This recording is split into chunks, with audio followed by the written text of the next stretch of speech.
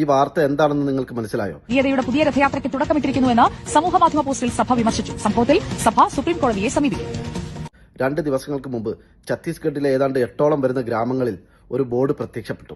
Christian മതത്തിലേക്ക് മതം മാറിയവർക്കും ക്രൈസ്തവ പുരോഹിതന്മാർക്കും പാസ്റ്റർമാർക്കും മിഷണറി പ്രവർത്തകർക്കും ഈ ഗ്രാമങ്ങളിലേക്കൊന്നും പ്രവേശനമില്ല എന്നാണ് ആ ബോർഡിൽ എഴുതിയിരുന്നത്. ഇതിനെതിരെ അവിടെയുള്ള ക്രൈസ്തവ സംഘടനകളും സഭാവിശ്വാസികളും ഹൈക്കോടതിയെ സമീപിച്ചു.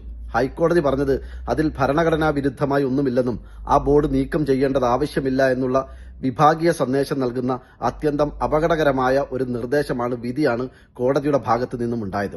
ഇതിനെതിരെ സീറോ മലബാർ സഭ നടത്തിയ അതിരൂക്ഷമായ പ്രതികരണത്തിന്റെ ഒരു ഭാഗമാണ് ഞാൻ നിങ്ങളെ കേൾപ്പിച്ചത്. വർഗീയതയുടെ പുതിയ രഥയാത്രയ്ക്ക് തുടക്കമിട്ടിരിക്കുന്നു എന്നാണ് പ്രതികരണത്തിൽ സഭ പ്രത്യേകം എടുത്തു പറഞ്ഞത്. അപ്പോൾ സഭയ്ക്ക് അറിയാം ഇത് വർഗീയതയുടെ പുതിയ രഥയാത്രയാണെന്നും പഴയ ഒരു രഥയാത്ര നമ്മുടെ രാജ്യത്ത് നടന്നിട്ടുണ്ടെന്നും അതിനെക്കുറിച്ച് കൃത്യമായ ഓർമ്മ സഭയ്ക്കുണ്ടെന്നും ഈ പ്രതികരണത്തിൽ നിന്നും നമുക്ക് മനസ്സിലായി. BJP നേതാവായിരുന്ന അദ്വാനിയുടെ നേതൃത്വത്തിൽ നടന്ന ആ രഥയാത്രയുടെ അനന്തരഫലം എന്തായിരുന്നുവെന്നും അതിന്റെ കെടുതികൾ എങ്ങനെയായിരുന്നുവെന്നും ഏത് സമൂഹവും സമുദായവുമാണ് അതിന്റെ അനന്തരഫലങ്ങൾ ഏറ്റവും കൂടുതലായി ഏറ്റുവാങ്ങേണ്ടി വന്നതെന്നുമൊക്കെ സഭയ്ക്ക് നല്ല ഓർമ്മയുണ്ടാകുന്നത് നല്ലതാണ്. ആ രഥയാത്രയുടെ ഫലമായി സ്വതന്ത്ര ഇന്ത്യയിലെ 2ാമത്തെ ഭീകരവാദ പ്രവർത്തനമെന്ന് വിശേഷിപ്പിക്കാവുന്ന തരത്തിൽ ബാബരി മസ്ജിദ് തകർക്കപ്പെട്ടതും അതിനെ തുടർന്നുണ്ടായ കലാപങ്ങളുമൊക്കെ ഇപ്പോഴെങ്കിലും സഭയ്ക്കും സഭാ നേതൃത്വത്തിനും ഓർമ്മ വന്നത് ഏറെ പ്രത്യാശ നൽകുന്ന ഒരു കാര്യമാണ്. ഇതൊക്കെ ഓർമ്മയിലുണ്ടായിരുന്നിട്ടും പിന്നെ എന്തിനായിരുന്നു നസ്രാണികളെ നിങ്ങൾ സംഘപരിവാറിന്റെ പിറകെ കൂടിയത്? അവരുടെ പുസ്തകത്തിൽ ആഭ്യന്തര ശത്രുക്കളെന്ന് 2ാമതായി എണ്ണിയതും എഴുതിയതും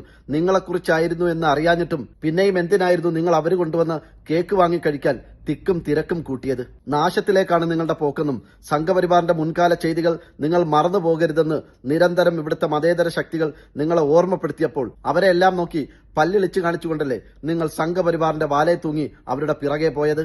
എന്നിട്ടിപ്പോൾ സംഘപരിവാറിന്റെ അക്രമങ്ങളിൽ പൊറുതിമുട്ടി അവരുടെ തനി കുണം കണ്ടപ്പോൾ കിടന്ന് മോങ്ങുന്ന നിങ്ങളോട് കൂടുതലായി ഞങ്ങൾ എന്താണ് പറയേണ്ടത്? നിന്നെപ്പോലെ തന്നെ നിന്റെ അയൽക്കാരനെയും സ്നേഹിക്കണമെന്ന് പഠിപ്പിച്ച ആ കർത്താവിനെ തന്നെ തെറ്റിദ്ധരിപ്പിക്കുന്ന പരിപാടിയെടുത്ത് നിങ്ങൾക്ക് ഇനി ആ കർത്താവിനോട് വിളിച്ചു പ്രാർത്ഥിക്കാനുള്ള യോഗ്യതയുണ്ടോ? അതുകൊണ്ട് സ്വാർത്ഥ താല്പര്യങ്ങളുടെ പേരിൽ അധികാരവർഗത്തിന്റെ പിറകെ പോയി വഴിതെറ്റിപ്പോയ കുഞ്ഞാടുകൾക്ക് കർത്താവ് തന്നെ വഴി കാണിച്ചു തരട്ടെ.